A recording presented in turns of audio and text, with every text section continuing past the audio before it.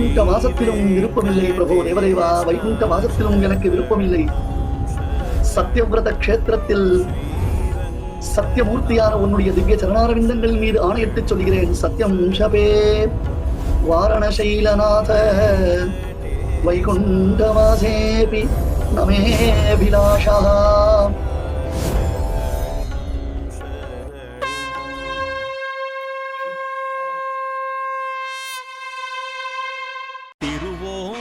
திருவிழவில் வந்துதித்த புனிதனவன்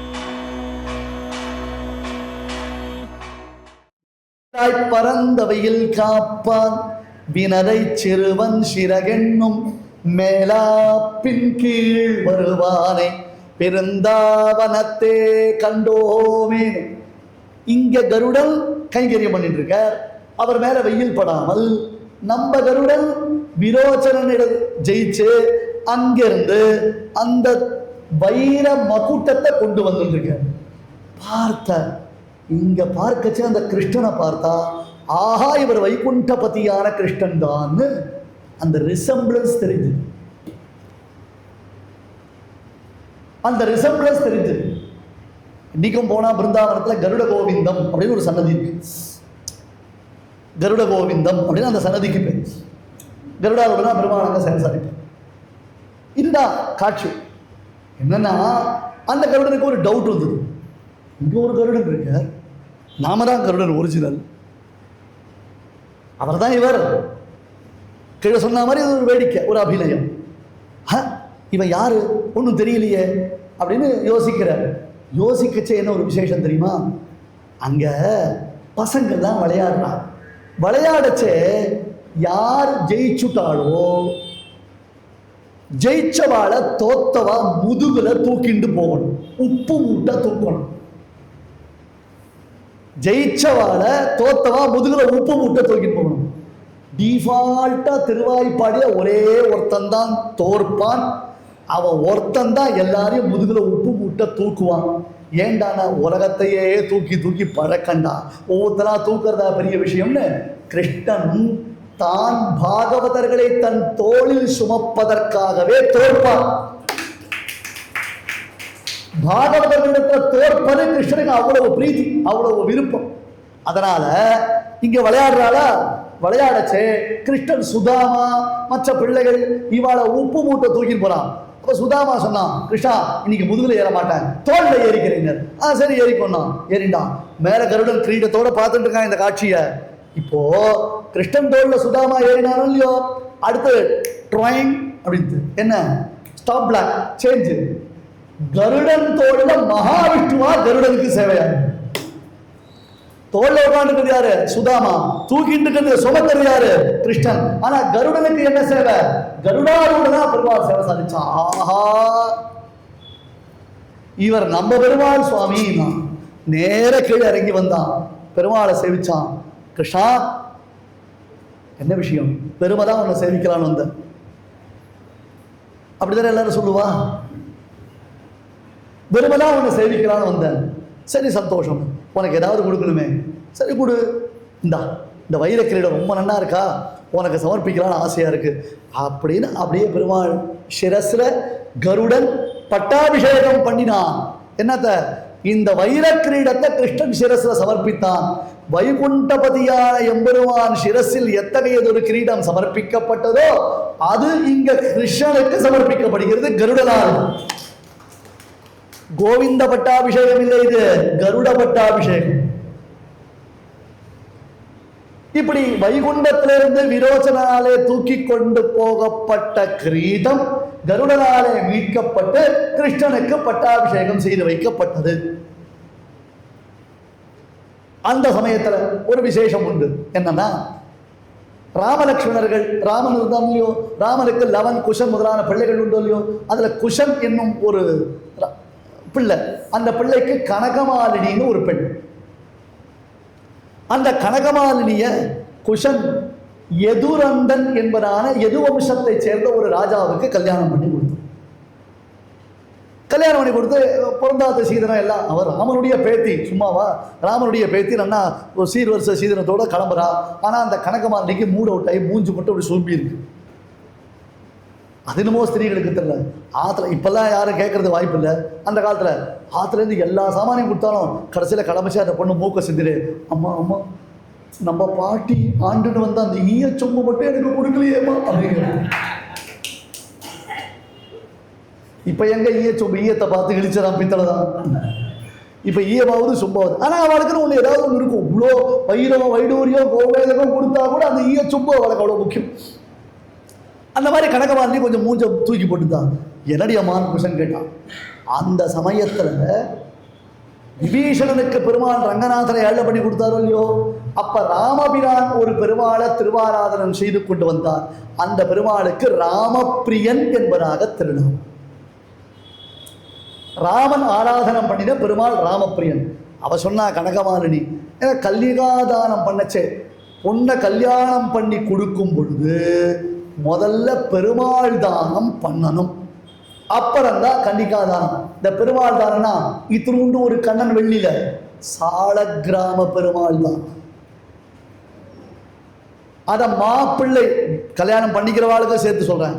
மாப்பிள்ளைகள் ஒழுங்கா திருவாராதனம் பண்ணணும். அதெல்லாம் சாரி, இதுல வழக்கம் இல்லையே, பிராக்டிஸ் இல்லையே. கல்யாணம் பண்ணி மட்டும் பிராக்டிஸ் இருக்கான்னு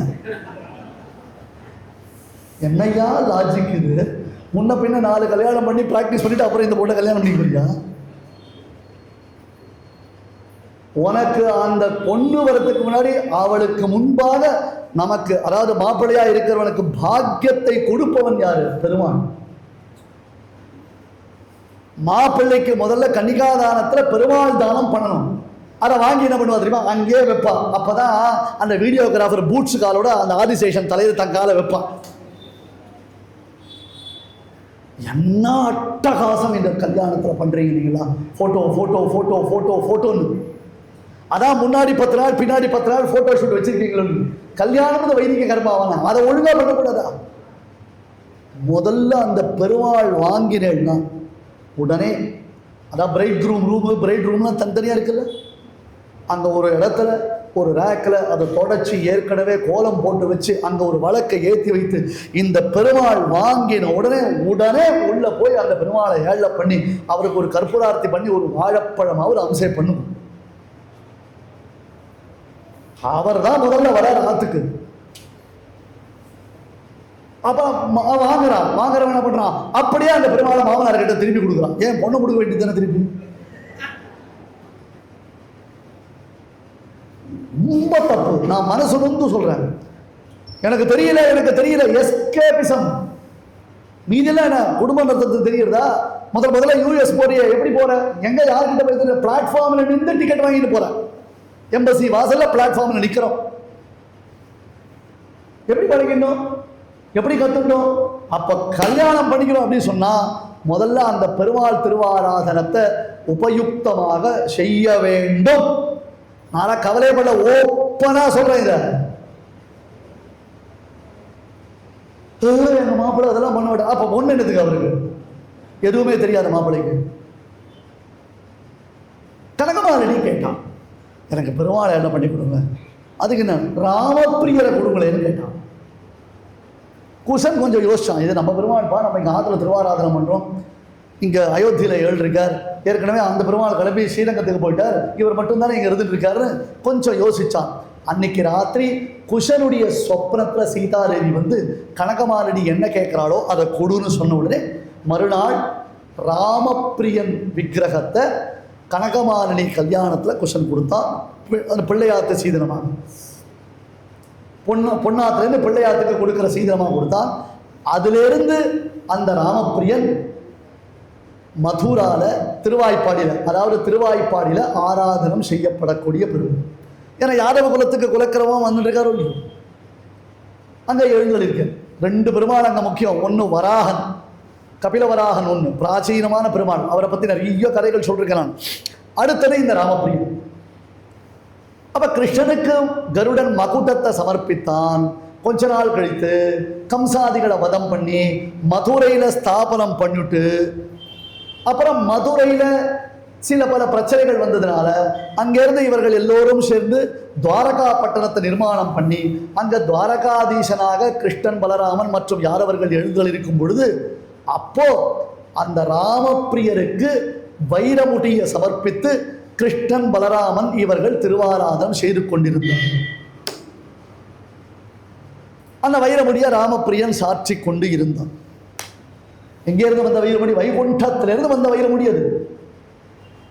கொஞ்ச நாள் கழிச்சு பலராமர் தீர்த்த யாத்திரை பண்ணார். பல திவிதேசங்களுக்கு போய் பெருமாளை தான் சேவிச்சுட்டே வந்தார். பல திவிதேசங்கள் பெருமாளை சேவிச்சுன்னு வரச்சே யாதவகிரி யாதவாத்ரி என்னும் இந்த க்ஷேத்திரத்திற்கு வந்தார். அங்க திருநாராயண பெருமாள் மூலவர் திருவேணியர் பலராமர் சேவிச்ச பொழுது இந்த பெருமாளை நாம எங்கேயோ சேவிச்சிருக்கவே இவருடைய ரிசம்பிளன்ஸ் நமக்கு ரொம்ப ரொம்ப பழக்கமா இருக்குன்னு யோசிச்சுட்டே இருக்கச்சே கரெக்டா பெருமாள் சேவிக்கச்சே தானே ஃபோன் அடிக்கும்.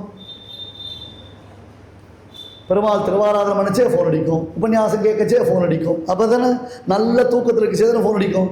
அந்த மாதிரி இவர் திருநாராயணனை சேவிக்கச்சு அவருக்கு ஃபோனில் மெசேஜ் வந்தது. மெசேஜ் வந்தால் உடனே லைட் ஒரு மூலியோ லைட்டில் பார்த்தா அவருடைய டிபி இமேஜில் ராமப்பிரியன் விக்கிரகம் இருக்கு. யாரு? பலராமர் தன்னுடைய ஃபோனில் தன்னுடைய ஸ்கிரீன் சேவராக யாரை வச்சிருக்கார்? தங்காத்திர பெருமாள் திருவாராதனம் பண்றாரு ராமப்பிரியன். அதை ஒரு ஃபிளாஷ் அடிச்சது. பார்த்த உடனே டக்கு அடடா நம்ம ராமப்பிரியர் மாதிரியே இவர் இருக்காருன்னு திருநாராயணன் மூலவரை சேவிச்சார் பலராமன். இது என்ன விஷயம்? யார் மெசேஜ் அனுப்பிச்சிருக்கா? வேற யார் அனுப்புவா? இந்த சமயம் தெரிஞ்சு மெசேஜ் அனுப்புற கிருஷ்ணன் தானே.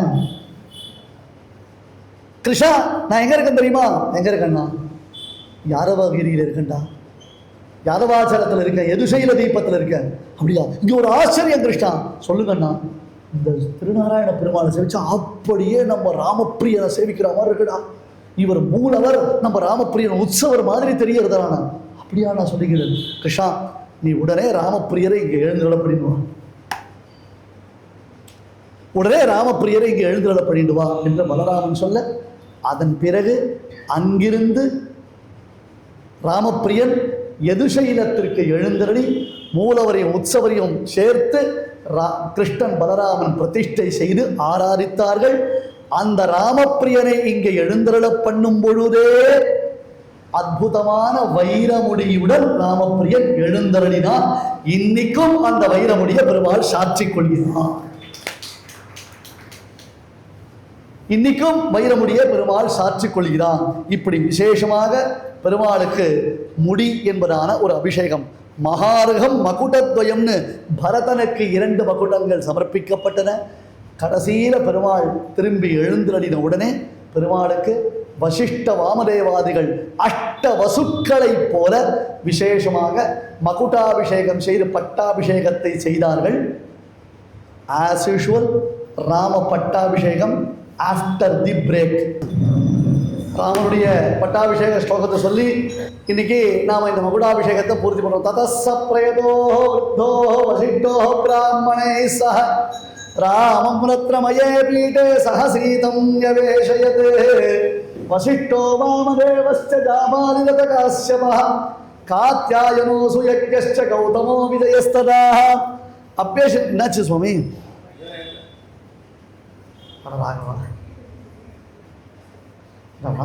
ஹெல்ப் பண்ணுங்களா? சட்டம் நீங்கள் என்ன ஒருத்தர் கூட ஹெல்ப் பண்ண. ததஸ்ஸ பிரயதோ விருத்தோ வசிஷ்டோ பிராமணை சஹ ராமம் ரத்னமயே பீடே சகசீதம் யவேஷயத் வசிஷ்டோ வாமதேவஸ்ச ஜாபாலிரத காஸ்யபः காத்யாயனோ சுயக்ஞஸ்ச கௌதமோ விஜயஸ்ததா. அப்யசிஞ்சன் நரவ்யாக்ரம் பிரசந்தேன சுகந்தினா சலிலேன சஹஸ்ராட்சம் வசவோ வாசவம் யதா. அப்யசிஞ்சன் நரவ்யாக்ரம் பிரசந்தேன சுகந்தினா சலிலேன சஹஸ்ராட்சம் வசவோ வாசவம் யதா. ராமபிரானுடைய திருவுள்ள பிரகாரமாக பெருமாள் தன்னுடைய முதல் பட்டாபிஷேகத்தை போஸ்ட்போன் பண்ணி அதற்கு பிறகு பாதுகா பட்டாபிஷேகம் என்பது ஏற்பட்டு அந்த பாதுகையினாலே பரதனுக்கு 2 மகுடாபிஷேகமானது சமர்ப்பிக்கப்பட்டு பரதனுக்கு மகுடாபிஷேகம் உண்டாகி பின்னர் பெருமாள் விசேஷமாக சுக்ரீவனுக்கும் விபீஷணனுக்கும் பட்டாபிஷேகம் செய்து வைத்து தான் மறுபடியும் மீண்டும் அயோத்திக்கு எழுந்ததின் அளவிலே 8 வசுக்கள் இந்திரனுக்கு எவ்விதமாக பட்டாபிஷேகத்தை செய்து வைத்தார்களோ அதுபோன்று வசிஷ்டோ வாமதேவஸ்ச ஜாபாலிரத காஷ்யபா என்று அரியணை அனுமன் தாங்க அங்கதன் உடைவாள் ஏந்த பரதன் வெண்குடை கவிக்க இருவரும் கவரிபற்ற விரைசரி குழலி ஓங்க வெண்ணையோர் சடையன் தங்கள் மரபுளோர் கொடுக்க வாங்கி வசிஷ்டனே புனைந்தான் மௌலி என்று கம்பன் வர்ணிக்கிறார். அங்க முதல்ல தசரதன் ஒரு ஆசைப்பட்டான், ராமனுக்கு பட்டாபிஷேகம்னா அந்த சீதையை நினைச்சானா இல்லையா தெரியல. ஒருவேளை சீதையை சேர்த்து தசரதன் சொல்லி இருந்தார்னா ராம பட்டாபிஷேகம் தடையில்லாமல் நடந்திருக்குமோ என்னமோ தசரதன் அதை சொல்லல. அதற்காக வால்மீகி அதை ரெஜிஸ்டர் பண்ணார். வசிஷ்டர் கச்சிதமா இந்த தடவை பண்ண சகசீதம் நிவேசயத்து, சீதையோடு சேர்ந்து பெருமாளுக்கு பட்டாபிஷேகத்தை செய்து வைத்தார் என்று இந்த பட்டாபிஷேகத்தினுடைய பெருமை காண்பிக்கப்பட்டது. சகசீதம் அப்படின்ற என்னென்ன, அதாவது முதல்ல தசரதன் தன்னை ஒப்பீனியன் கேட்கல, எதுவுமே சொல்லல, அவனா டிசைட் பண்ணினா. கடைசியில தான் பண்ண வேண்டியது தசரதன் கையால் செய்ய வேண்டிய பட்டாபிஷேகம். இப்ப தன் கையால் ஆறுதோ வசிஷ்டனே புனைந்தான் மௌலி. தசரதன் மௌலி புனைய வேண்டி இருக்க குலக்கிரமமாக எப்பொழுதுமே வசிஷ்டர் தான் பண்ணணும். ஆச்சாரியன் மூலமாக அந்த பட்டாபிஷேகம் நடைபெற வேண்டும் என்பதற்காக வசிஷ்டன் இவன் தலையில் அற்புதமான அந்த மகுட்டத்தை சமர்ப்பித்தான். ததசப்ரயதோ விருத்தோ வசிஷ்டோ, வசிஷ்டன் பிரயதா விருத்தா அப்படின்னு இவ்வளோ பெரிய மகர்ஷி பரம்பரையாக இவர்களுக்காகவே, அதாவது இந்த வம்சத்திற்காகவே பிறந்த மகர்ஷி. ததசப்ரயதோ விருத்தோ வசிஷ்டோ பிராமணை சக ராமம் ரத்னமயே பீட்டே சகசீதம் நவேசயது வசிஷ்டோ வாமதேவஸ்ச ஜாபாலிரத காஷ்யபः காத்யாயனோ சுயக்யஸ்ச கௌதமோ விஜயஸ்ததா அப்யசிஞ்சல் நரம் வியாக்ரம் பிரசன்னேன சுகந்தினா சலிலேன சஹஸ்ராட்சம் வசவோ வாசவம் யதா. அஷ்டவசுக்கள் இந்திரனுக்கு செய்த பட்டாபிஷேகத்தை போன்று ஸ்ரீராமபிரான் பட்டாபிஷேக மகோத்சவம் நடந்ததுன்னு சொன்ன. ஒரு 3 நாட்கள் நம்ம ராம சமாஜத்தில் நடையழகு, கொடையழகு, அடியழகு, முடியழகு என்று யதாமதி அடியனுக்கு பெரியோர்களிடத்தில் கிரகித்த விஷயத்தை கொண்டு சில விஷயத்தை விண்ணப்பித்தேன். வசிஷ்டர் மாதிரி எல்லாரையும் பிரேரணை பண்ணக்கூடிய நம்ம சேஷாத்ரி சுவாமி பிடிச்சி கட்டி இழுத்து கொண்டு உட்கார வச்சிருக்க. ஒரு 3 நாட்கள் இந்த சபையின் மூலமாக உங்களை எல்லாரும் சந்திக்கக்கூடிய ஒரு உன்னதமான வாய்ப்பு கிடைத்தது. அதற்கு இந்த சபையோருக்கும் சபையில் நிறைந்திருக்கக்கூடிய உங்கள் எல்லோருக்கும் அடியனுடைய அனந்த பிரணாமங்களை தெரிவித்துக் கொண்டு உங்களிடத்திலிருந்து அடியனும் விடை பெற்றுக் கொள்கிறேன். சதுர்முகேஸ்வர முகைஹி புத்திரபௌத்ராதிசாலினே நம சீதா சமேதாய ராமாய கிருஹமேதினே. சதுர்முகேஸ்வர முகைஹி புத்திரபௌத்ராதிசாலினே நம சீதா சமேதாய ராமாய கிருஹமேதினே. ஸ்ரீகிருஷ்ணமார்யம் கருணாலயந்தம் வேதாந்தயுக்மம் சமதீதவந்தம் வத்சாபிசாரம் புருஷாம் வரேண்யம் ஸ்ரீபாஷ்ய சிம்மம் பிரணமாநித்யம் சிவரே வாத்ஸ்ய ஸ்ரீகிருஷ்ணமார்ய மகாதேசிகாய நமः. அஸ்மத்குரு பரம்பராயை நமः.